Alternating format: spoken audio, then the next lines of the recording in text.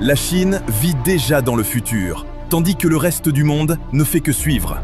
Les projets titanesques que vous allez découvrir prouvent que la Chine a un siècle d'avance sur le monde. La centrale de Keila. En Chine, la centrale de Keila s'impose comme l'une des infrastructures les plus impressionnantes jamais construites. Mais qu'est-ce qui rend cette centrale si unique? D'abord, tout le complexe est situé à une altitude extrême, où le froid, le vent et les conditions climatiques rendent la construction particulièrement difficile. Mais ce n'est pas le plus étonnant. Cette centrale, mi-entièrement hydraulique, mi-entièrement solaire. C'est un mélange des deux.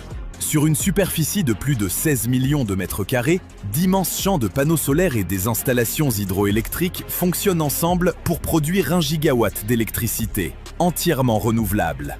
Et la capacité devrait encore augmenter à mesure que le projet approche de son achèvement.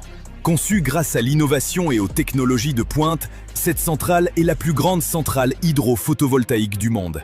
Et la construire au sommet d'une montagne où les températures descendent jusqu'à -30 degrés, c'est tout simplement de la folie d'ingénieur. Accrochez-vous, car la prochaine innovation montre comment préserver un bâtiment tout en travaillant en dessous. Le déplacement du complexe Huayanli Shikumen. Que faire quand il faut construire quelque chose sous terre, mais qu'un bâtiment historique bloque le passage? Eh bien, si vous êtes en Chine, vous soulevez tout le complexe et vous le déplacez. Les autorités voulaient aménager un centre commercial souterrain, un parking et des connexions de métro sous le complexe Huayanli Shikumen. Plutôt que de le démolir pour travailler en dessous, elles ont trouvé une solution ingénieuse. Faire littéralement marcher le bâtiment.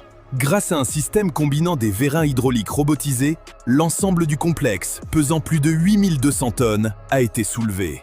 Puis, dans un mouvement coordonné, les vérins se sont déplacés, emportant le bâtiment avec eux.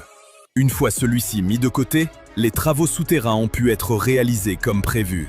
Ensuite, le complexe entier a été remis exactement à sa place. Si vous trouvez cela innovant, découvrez comment la Chine utilise l'impression 3D pour créer des parcs entiers. Le parc 3D imprimé de la ICT.